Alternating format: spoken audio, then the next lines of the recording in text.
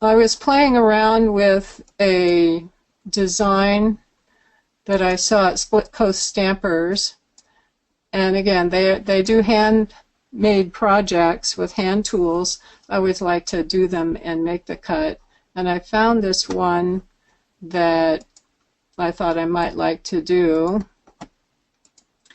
if we ever needed a project here. And so it demonstrates a few other techniques, or one or two other techniques that I haven't shown in a while and Brian hasn't shown in a while. So it was a scallop circle. I'll show you a picture. Did you see this one? It makes this really cute flower. And it's very, very tedious to do by hand because you're hand snipping each one of these flowers, but it's not so tedious and make the cut. And it involves using a duplicate by rotating, which is something that I don't do a lot, so it's a fun thing to work with. So I'll open that file and show you how we can make one of those scallop circle flowers. I made myself some notes as usual. This is the flower that I just pixel traced in so that I could have it for reference here. I added some texture fill just to show you what it might look like cut from the paper. We can actually print the paper from the software and put the printed paper on the mat to cut, or we can do a print and cut like this. You can also, in this particular design, I think they gave their flower 48 petals. I also did it with 28 petals, and you could do it with any number of petals. So I thought I'd just show how to do this, and I'd really love to see some of your projects if you decide to do this. I put the paper on this page in case I wanted to use it.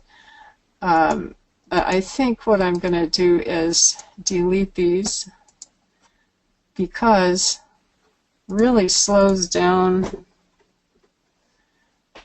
the webinar. So I think I will close some of these also.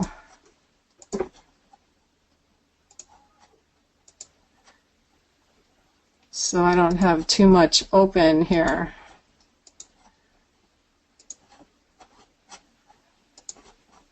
Got lots of violins here.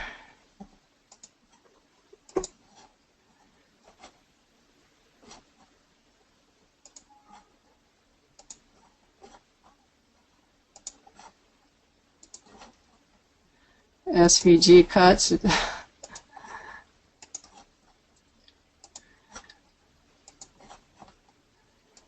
Okay, so we'll get started.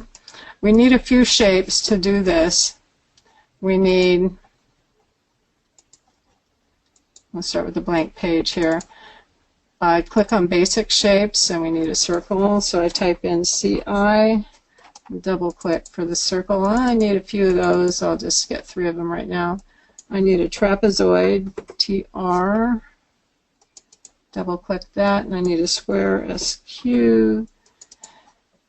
And so now I've got all my different shapes. The main part of the flower is a circle, and it's a 5-inch circle. So I'll type in 5 with the gold lock icon to keep it white, and we'll go to the green mat so you can see.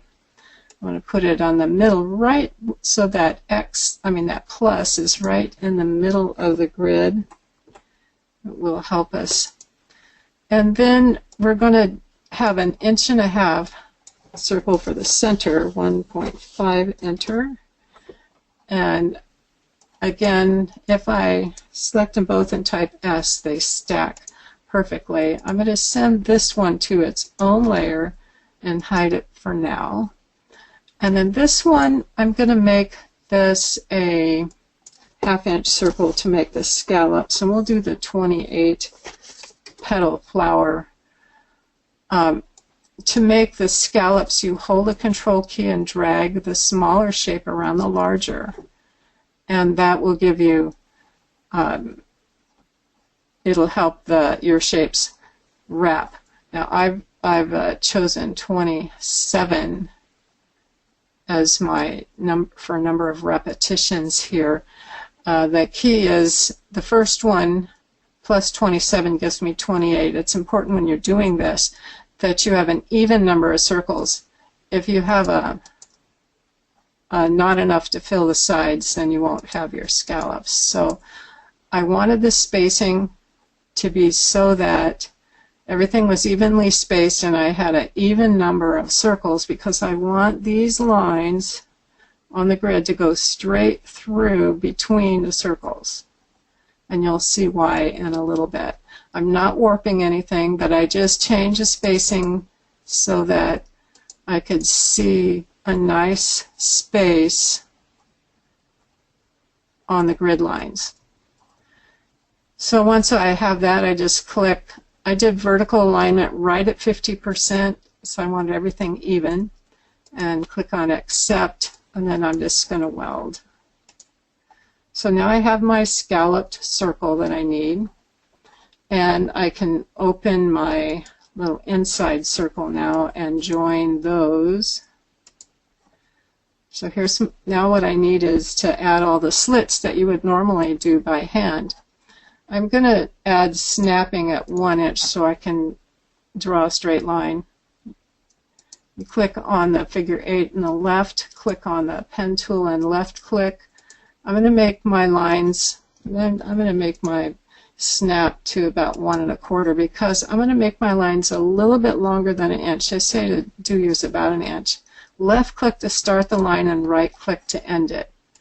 I'm going to make my lines a little larger than 1 inch because I found out it's much easier to overlap the lines so that you can see how they're lining up when you're doing this duplicate with a rotation. So I've got 28 humps. There's 1, 2, 3, 4, 5, 6, 7 in each quadrant. And I want to make these lines go around the circle to provide slits between each one of these. So I'll turn off snapping now that I've got my first one in position where I want it to be. I've got it selected. I'm going to go to Edit, Duplicate, Rotated, Duplicate. Now there's a little dealy bobber here. This is it will calculate for you how many duplications need to be made for half of the shape that you have selected. And it gives you a good rotation, but what you don't always have right is the offset. Well, this happens to be the offsets that I used before, but what I was looking for was that these lines should separate each of the petals. And to get accurate placement, it was a matter of changing the X and Y, mostly the Y offset, to make sure that these are in the slot. Now this could move a little to the left, and a left-right movement is an X. I could move that down a little bit, and as I move it, I'm watching to see, well, what's happening with those lines. It's not really doing anything on the X offset. How about the Y? What if I change that?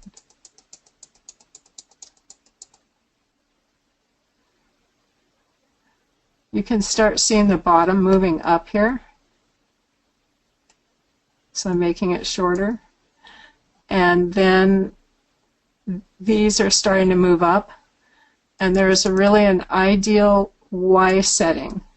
So by holding my mouse, I can watch that square change position and these lines move. It's very subtle because it's moving by millimeters. And I'm watching this bottom line to make sure that it's getting centered right between the petals. So the X offset didn't make any difference because it was calculated by the rotation and the duplicate count. But my adjustments needed to be made on the Y offset. So you can make these adjustments. I think these need just to be a little bit more up here. Once you're happy with them, you click on Accept. Now I've got half of the designs. I'm going to send them to their own layer so I can deal with them by themselves and hide this shape. What I'm going to do is select all of these. Then I'm going to hold Control Shift and click to duplicate them. Then I'm going to mirror them and flip them and hold the Control key and left arrow over so that I can move the other half into position close to where they should be. I'm leaving them selected because now I'm just going to let up on the Control key and have to activate this. Don't want this selected. And I want to move these into position.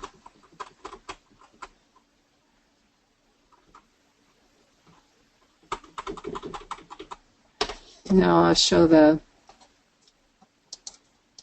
circle here. So I want a little slash right between each petal. And we can go to the outline mode so we can see that a little bit better, that all these lines are where they should be. The only one that I think is out of place is that one, and you can adjust individually, and it was easy to do because it's the vertical line. And it looks to me like everything is where it should be. What we want to do with this one line though is we want to drag it down all the way through the center, because this is going to be our cut line so that we can, we're going to roll this flower, and so one will be the start of the roll and the other will be the finish. So now I can just select all of these and join them so you can see what they're going to look like. And I'm going to select all of them and join. How did that happen?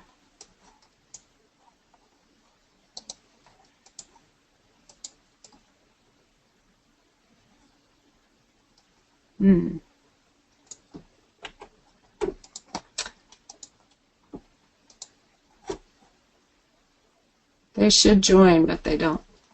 Okay.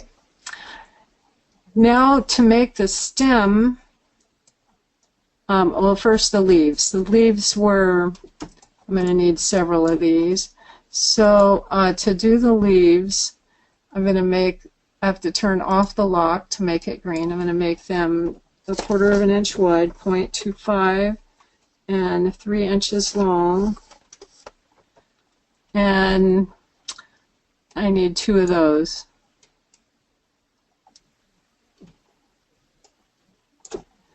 Then I need the long stem, and this is going to be 1/2 inch wide, 0.5 by 5 inches long, and it's going to have a score line down the middle. If I do snapping, let's say 1/2 inch, I should do it at 1/4 inch. Then I can add a score line up, usually add a new layer for a score line, then get my pen tool and left click at the top, right click at the bottom, and then I can make it a dash line or leave it solid if I want to use a scoring tool. So there's my fold line. What happens is this gets folded over, and then there's a trapezoid that goes at the top. I'm going to flip it and resize the trapezoid to 1/4 inch by 1 inch. So 1/4 inch wide, 0.25, enter, and move it into place. I'm going to hold Control Shift and drag. So now that I have 2 of them, and since snapping is on 1/4 inch, those just went very nicely right into place. I'm going to select all 3 of these and see if they'll weld. Not quite. So I'm going to grab these 2 and tap them down just a hair so they're overlapping. Select this one and weld. So now we have a stem that folds over, and what you do with this after you fold it on the score line is you start wrapping the inside of the flower around this narrow tip. So it's like quilling, but this is your quilling tool. So you're able to roll your flower and you end up with this really nice flower. You just tape, you wrap these around a pen or your stylus to curl them, and glue this, to fold it and glue it, and then you glue these curled pieces around the stem, and this is rolled up to make the flower. So I think it's just really a fun project. And if you want to make you could make a whole bouquet of these. You just duplicate everything. So let's say we're on this page and we want to change a color. And change the colors of these to green.